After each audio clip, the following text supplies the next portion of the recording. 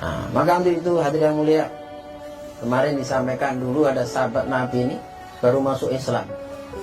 Dulu pusat belajar agama itu di Masjid Nabawi. Setelah masuk Islam maka belajar agama ke Masjid Nabawi. Maka ada wanita satu orang masuk Islam, membawa anaknya ini belajar agama di Masjid Nabawi. Untuk laki-laki anaknya dimesantrenkan di Masjid Nabawi, kemudian ibunya di rumah seperti ini, ibunya di rumah, bapaknya di masjid. Maka ketika lagi belajar agama Zakaroh, di situ anaknya sakit, kemudian meninggal dunia. Maka inilah hadirin mulia, baginda Nabi SAW merintahkan para sahabat, karena sudah meninggal dunia, ya sudah, dimandikan, dikafanin, disolatin. Ketika mau dimakamkan, Nabi tanya kepada para sahabat, ini ibunya sudah tahu apa belum? Belum tahu ya Rasulullah. Oh, panggil dia ke sini. Maka hadirin yang mulia, ibunya dipanggil. Wahai ibu, ini anak kamu sakit, kemudian sekarang meninggal dunia. Semua adalah kehendak Allah SWT, kamu sabar. Maka wanita tadi langsung sholat. Wasta'inu bis-sabri was-shalah, mintalah pertolongan kepada Allah dengan sabar dan sholat. Ini pelajaran. Jadi kalau ada masalah apa-apa, maka yang benar ini bagaimana kita sholat. Ngadunya kepada Allah Ta'ala, laporannya kepada Allah Ta'ala, kepada zat yang menciptakan seluruh masalah. Setelah sholat doa, ya Allah, saya datang kemarin hanya belajar agama. Ini kok anak saya meninggal dunia, nanti pulang ini jadi fitnah. Ya Allah, jangan permalukan saya di hadapan kaum saya, hidupkanlah anak saya. Maka dengan kekuatan doa wanita ini, anak yang pagi hari meninggal dunia sebelum zuhur hidup lagi. Ini kekuatan doa wanita. Maka hadirin yang mulia, satu wanita soleha, kekuatan doanya 70 wali. Jadi amal laki-laki dengan wanita enggak sama. Maka ibu-ibu sekalian ini belajar keluar jalan Allah, belajar taklim ini supaya tahu satu wanita soleha kekuatan doanya 70 wali. Amal laki-laki dengan wanita enggak sama. Di dalam kitab Fadilah Haji bab wanita misalnya, Rasulullah bersabda dalam kitab Fadilah Haji, sholatnya wanita di rumahnya lebih baik daripada sholatnya laki-laki di Masjid Nabawi. Jadi wanita walaupun sholatnya di rumah seperti sholat di Masjid Nabi. Kalau kita sholat berjamaah di musola, pahalanya 27 derajat. Beda kalau kita sholat di masjid jami, masjid yang untuk sholat Jumat, dilipat gandakan 500 kali.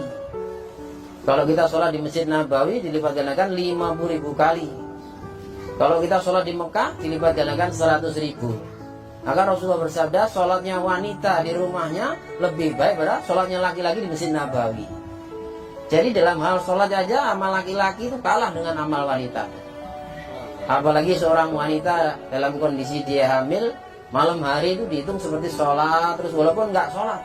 Siangnya dihitung seperti puasa, terus walaupun nggak puasa. Bahkan 2 rakaat sholatnya orang yang lagi hamil dilipat gandakan 80 kali. Ini maksudnya kemuliaan yang Allah Ta'ala berikan kepada wanita. Seorang wanita yang melahirkan anak, penderitaan yang dia rasakan ketika melahirkan, Allah beri pahala 60 tahun 70 tahun ibadah puasa dan sholat. Setiap urat yang dirasakan kesakitan ketika melahirkan, 1 pahala haji. Seorang wanita sebelum menyusuin anaknya diwudu dulu, baca bismillah. Setiap 1 tetes air susu nilainya seperti 1 tahun ibadah. Wanita yang malam hari kurang tidur, anaknya sakit, dia sabar, pahalanya seperti membebaskan 20 hamba sahaya. Padahal membebaskan 1 hamba sahaya itu jaminannya surganya Allah Ta'ala. Satu sahabat Nabi tanya kepada baginda Nabi SAW, Abdurrahman bin Auf radhiyallahu. Maka dengar yang disampaikan Nabi, membebaskan 1 hamba saya jaminan surga, langsung amal. Abdurrahman bin Auf tanya kepada baginda Nabi SAW, ya Rasulullah, apa ganjarannya membebaskan 1 hamba saya? Maka Rasulullah sampaikan, membebaskan 1 hamba saya, ini pahalanya adalah surganya Allah. Maka langsung Abdurrahman bin Auf membebaskan 30.000 hamba sahaya. Abdurrahman bin Auf itu termasuk orang yang kaya di kalangan para sahabat. Maka hadirin yang mulia, seorang wanita yang anaknya nangis, malam hari kurang tidur, pahala membebaskan 30 hamba saya. Ketika anaknya nangis, dihibur supaya jangan nangis, nilai seperti 12 tahun ibadah puasa dan sholat. Wanita yang menyapu lantai dengan berzikir seperti menyapu Baitullah.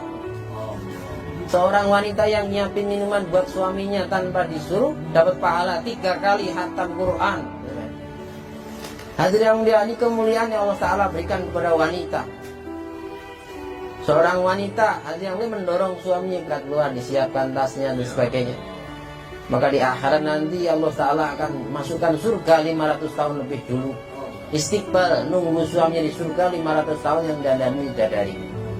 Ini kemuliaan yang Allah Ta'ala berikan kepada wanita ini. Hadirin yang mulia, kalau wanita sudah ambil bagian dalam perkara agama, Allah Ta'ala perintahkan para malaikat datang untuk bantu, begitu maksudnya. Pertolongan Allah maknanya. Hadirin yang mulia, dulu ketika baginda Nabi SAW sibuk untuk perkara agama, dalam perjuangan agama ini, pernah suatu ketika baginda Nabi SAW datang ke rumah anaknya Siti Fatimah radhiyallahu anha. Begitu datang ke rumah, ketok pintu, salam. Begitu salam, Siti Fatimah radhiyallahu anha ini nggak ada jawaban. Diketok pintunya lagi, salam, belum ada jawaban sampai 2 kali. Ketiga kali juga begitu, belum ada salam begitu. Maka hadirin yang mulia, baginda Nabi SAW heran ini. 3 kali diketok pintunya nggak ada jawaban salam. Maka ketika dibuka pintunya, ternyata di situ ada Siti Fatimah radhiyallahu anha dalam kondisi lemah. Jawab salam aja nggak kuat misalnya. Saking sibuknya untuk perkara agama. Suaminya Sayyidina Ali karramallahu dalam perjuangan agama gitu. Makanya hadirin untuk perjuangan agama ini sekalian betul-betul perlu pengorbanan. Dalam kondisi seperti itu Siti Fatimah radhiyallahu anha tetap dia memperjuangkan agama. Maka hadirin yang mulia, ketika Sayyidina Ali karramallahu wajhah pulang ke rumah, tidak ada makanan dan sebagainya, maka Siti Fatimah radhiyallahu anha ini ada sarung bekas, kain bekas begitu, tolong ini dijualkan sana. Maka ke pasar dia jual kain bekas begitu, paling harganya berapa. Maka begitu dijual laku 10 dirham. Dalam perjalanan pulang, Sayyidina Ali pulang, tiba-tiba ada pengemis. Maka 10 dirham tadi diberikan kepada pengemis semua. Hadirin yang mulia, ketika dalam perjalanan tiba-tiba ada orang yang nawarin unta. "Wahai Ali, tolong jualkan unta saya ini." Berapa harganya? 140 dirham gitu. 140 dirham. Kemudian Sayyidina Ali, ya udah ikat di sana gitu. Tahu-tahu ada orang yang melihat unta itu tertarik. "Ini unta kamu, berapa harganya?" 200 dirham. "Kalau kamu mau, ini 200 dirham." "Ya udah saya beli," gitu. Langsung dibeli maksudnya 200 dirham. Yang 140 dirham dikasih orang pertama, lah dia pulang bawa 60 dirham. Oke? Maka ketika pulang di rumah bawa 60 dirham, maka Siti Fatimah tuh heran, itu uang dari mana itu? Tadi suruh jual kain bekas, kok ini dapat 60 dirham gitu. Ya karena ditanya dia sampaikan, ya tadi sebenarnya kain bekas itu lakunya 6 dirham. Ada pengemis, saya kasih semua sedekah gitu. Manja bil hasanati falahu asru amsalihah. Beramal satu kebaikan dibalas 10 oleh Allah Ta'ala. Sedekah 6 dirham. Akhirnya dijelaskan pulang bawa 60 dirham. Oh, kalau begitu ya ini sudah. Akhirnya dipanggil oleh baginda Nabi SAW. "Wahai Ali, kamu tahu nggak siapa yang suruh jual unta itu?" "Saya nggak tahu ya, itu malaikat Jibril." Yang beli unta itu kamu tahu? Enggak tahu, itu malaikat Mikail. Jadi ketika wanita ambil bagian perkara agama itu, para malaikat diperintahkan untuk bantu. Makanya Muslim, Allah Ta'ala berikan kemuliaan kepada kita. Umat akhir zaman ini umat yang mulia. Kenapa? Atas usaha dakwah. Maka di sini kita belajar taklim, kan? Kemudian dakwah. Ini dalam rangka menghidupkan amal masjid. Jadi masjid itu kalau hidupkan amal akan menjadi asbab hidayah gitu. Makanya hadirin yang mulia, rumah yang dibacakan taklim, diadakan majelis fikir agama, ini akan dikerumuni malaikat. Sehingga kalau kita bergaul dengan suasana malaikat, maka kita ini akan ketularan sifat-sifat malaikat. Barang siapa masuk rumah nggak baca salam, setan ikut masuk rumah. Bahkan setan manggil kawan-kawan yang lain, ada rumah gratis ini. Maka kita bergaul dengan suasana setan, ketularan sifat-sifat setan. Tapi kalau kita buat taklim, maka majelis kita ini ada suasana sholat sunnah di rumah kita, suasana malaikat. Maka nanti Allah Ta'ala akan tanamkan sifat taat kepada diri kita, keluarga kita. Sehingga Allah SWT akan tundukkan dunia ini kepada orang-orang yang taat gitu. Itu Pak Selain, karena fikirnya bagaimana dakwah hari-hari, hartanya, dirinya, waktunya dikorban untuk agama, menghidupkan amal masjid. Orang-orang yang memakmurkan masjid-masjid Allah Ta'ala nanti di yaumul mahsyar ini akan dimuliakan oleh Allah Ta'ala. Hadirin yang mulia, di padang mahsyar nanti kita akan dikumpulkan. Bumi akan diganti seperti lempengan besi. Langit seperti lempengan tembaga. Di atas kepala kita ini 7 matahari. Bukan 1. Matahari yang jauh saja kita ini perlu kipas angin, perlu AC. Nanti di yaumul mahsyar itu 7 matahari di atas kepala kita jarak 1 mil. Sehingga ada orang kerendam keringatnya 1 leher. Ada semata kaki, ada yang gelap dengan keringatnya. Nunggu 50.000 tahun. Tapi orang-orang yang memakmurkan masjid ini nanti yaumul mahsyar akan dicari-cari oleh Allah. Aina jironi, kata Allah. Di mana tetangga-tanggaku? Di mana tetangga-tanggaku? Sampai malaikat bertanya kepada Allah, ya Allah, tetangga-tanggamu siapa? Tetangga-tanggaku ialah orang-orang yang memakmurkan masjid-masjid Allah Ta'ala. Nanti orang-orang memakmurkan masjid akan didudukkan di mimbar-mimbar bercahaya. Ruangan-ruangan AC nunggu 50 tahun. Para nabi, para rasul didudukkan di mimbar-mimbar bercahaya.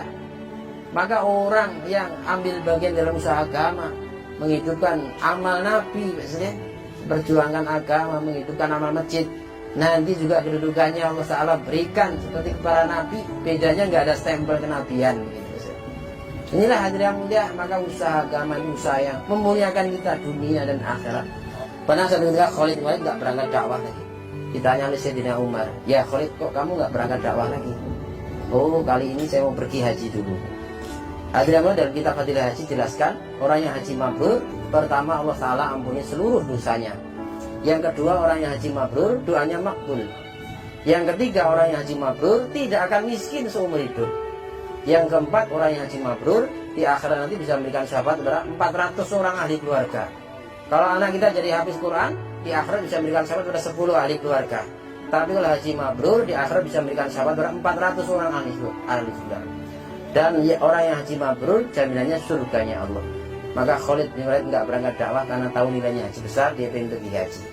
Akhirnya Sayyidina Umar mengatakan, ya Khalid, sungguhnya aku mendengar Rasulullah SAW bersabda, sesaat di jalan Allah lebih baik daripada 50 haji yang mabrur. Sa'atan fisabilillah khairum min khamsin haji. Hadirin yang mulia, hari ini kita ini kurang meyakini perkara ini, terutama orang-orang Indonesia ini. Dakwah itu nilainya besar. Orang mau pergi haji, orang mau umroh, walimatus safar, sekampung orang diundang semua, syukuran. Mestinya kita kalau mau keluar jalan itu syukuran juga, betul? Maka orang yang bersyukur atas nikmat yang Allah Ta'ala berikan dan bisa keluar jalan disyukuri. Alhamdulillah, pulang 3 hari syukuran, potong ayam misalnya. Nanti orang yang bersyukur ditambah nikmatnya bisa keluar 15 hari, begitu misalnya. Orang yang 15 hari disyukurin lagi syukuran, potong kambing apa begitu. Nanti bersyukur itu ditambah nikmatnya bisa keluar 40 hari. Bisa keluar begitu Mas. Bersyukur atas nikmat Allah, maka Allah akan tambah nikmat itu. Maka kita ini yang niat keluar dan sebagainya supaya Allah Ta'ala mudahkan urusan kita, sebaiknya satu sama lain saling undang makan, walaupun nggak makan besar. Kalau dilihat dari fadilah silaturahmi itu, satu orang tamu yang awal 70.000 malaikat. Tamu ini datangnya bawa rahmat. Disunahkan di rumah kita ada tamu dikasih makan yang kecil-kecil. Satu makanan yang dimakan oleh tamu, tuan rumah Allah naikkan 1 derajat di surganya Allah Ta'ala. Kalau tamunya makin banyak ya jangan dilarang. Satu makanan 1 derajat di surganya Allah Ta'ala. Dalam kitab Fadilah Sedekah, barang siapa memberikan makan tamu sampai kenyang, dijauhkan dari neraka sejauh 7 parit. 1 parit 700 tahun perjalanan. Tamu datangnya membawa rahmat, pulangnya membawa maghfirah. Kalau tamu ini pulang, dosa ahli keluarga diampuni oleh Allah Ta'ala. Maka kalau dosa kita sudah habis, doa kita makbul, apa yang kita minta nanti Allah akan kabulkan. Hari ini kenapa kita ini berangkat susah, ini susah? Kejar dengan dosa-dosa kita. Seperti burung mau terbang, keikat kakinya satu. Saya mau berangkat tapi cutinya belum turun. Saya mau berangkat tapi biayanya belum kelihatan. Nah, ini nggak berangkat juga. Mau berangkat masalahnya belum selesai. Ini seperti burung mau terbang, keikat kakinya satu. Tapi kalau kita ini dosa kita sudah habis, doa kita makbul, maka kita doa dimudahkan oleh Allah Ta'ala, sehingga seperti burung ikatannya lepas, terbangnya gampang begitu bahasanya. Dulu sahabat mau berangkat dakwah ini kan, karena nggak punya biaya, doa pada Allah, doanya didengar oleh Allah Ta'ala. Ketika sahabat tadi buang air besar, tikus keluar dari lubangnya bawa kepingan uang emas. Masuk lubang lagi bawa kepingan uang asli 2, masuk lagi 3. Jadi buang air besar tadi ngeliatin tikus itu masuk lubang, keluar lubang, bawa kepingan uang emas sampai dihitung 17 kepingan uang emas. Yang terakhir bawa kantongnya sekalian. Jadi kalau Allah terima doa kita, Allah berikan kemudahan dengan caranya Allah. Kalau dengan caranya Allah nggak susah. Mau negeri jauh, negeri dekat sama, kita akan dimudahkan asal doa kita didengar oleh Allah. Maka target usaha dakwah ini bukan masyhur. Oh, saya sudah 1 tahun, sudah EBB, bukan. Tapi qabuliat amal, bagaimana amal kita dikabul oleh Allah Ta'ala, sehingga urusan kita ini akan mudah begitu. Maka usaha dakwah ini luar biasa. Ini akan meninggikan derajat kita. Maka walaupun dalam dakwah kita nggak jadi apa-apa, usahakan kita ini bagaimana mencari ridho Allah, seperti para sahabat. Yang kita ikuti para sahabat radhiyallahu anhu. Maka kita dalam dakwah pun nggak jadi apa-apa, seperti ini kereta mau ke Jakarta, kita ikut kereta itu, Mas. Walaupun kita dalam kereta itu nggak jadi apa-apa, ibarat kata kita nih, itu kereta mau ke Jakarta, kita ini sebagai kaleng rumbeng, diket rafia, nempel sama kereta. Begitu keretanya jalan, kloneng sepertinya nggak tertib ini. Kloneng. Tapi kereta sampai Jakarta, kaleng rumbeng pun sampai Jakarta. Itu maksudnya. Seperti anjingnya Ashabul Kahfi, binatang najis, haram, ya. Ikut-ikut orang dakwah termasuk anjing masuk surga. Taklim enggak, ini enggak, namanya anjing. Ya. Tapi ikut-ikut orang dakwah termasuk dia nanti Allah Ta'ala masukkan ke dalam surga.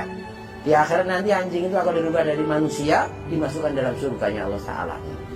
Maka mata kita banyak dosa, pikiran kita banyak dosa, banyak kotoran-kotoran. Kalau kita nempel dengan usaha dakwah ini, kalau kita mati di golongan para sahabat itu. Itu istilahnya pentingnya kita. Para sahabat dakwahnya seluruh alam. Maka kita ini niat juga seluruh alam. Kalau kita ini keluar negeri, Mas. Orang yang keluar negeri untuk perkara agama, setiap amalannya dilipat gandakan sejumlah penduduk negara yang ditinggalkan. Beda dengan keluar dalam negeri, nggak sama. Kalau kita keluar nyebrangin lautan, dilipat gandakan 10 kali lipat. Kalau kita bulan Ramadan keluar jalan Allah, dilipat gandakan 70 kali lipat, nggak sama, Mas. Amal fardu bulan Ramadan dilipat gandakan 70 kali lipat lagi. Makanya hadirin mulia, dakwahnya sahabat seluruh alam, maka kita lihat untuk seluruh alam. Kalau ceramah pengajian itu sifatnya siraman rohani. Kadang-kadang kita habis dengar keluar dari pintu lupa lagi, namanya siraman. Maka kita supaya paham itu rendaman rohani, gitu ya. Keluar 3 hari kok kurang masuk nih, kelihatannya perlu 15 hari, begitu Mas. Di rendaman semakin banyak korban, banyak paham begitu. Untuk itu silakan ya. Maka majelis sangat mulia nih dengan kasih sayang, dengan kelembutan. Silakan ibu sekalian ikhtiar dengan sama yang lain. Bagaimana niatkan menghidupkan ta'lim di rumah kita supaya sesuai nama malaikat. Kemudian dorong suami-suaminya dan ibu sekalian niat untuk bagaimana seperti para sahabat itu belajar agama. Kalau suami istri sama-sama berjuang jalan Allah Ta'ala, seperti burung terbangnya dengan 2 sayap, begitu kan. Ini silakan, ini saja yang dapat sampaikan. Dan juga dalam rangka belajar, kita akhiri dengan doa majelis. Subhanallah, hamdi, subhanallah, hamdika, astagfirullah.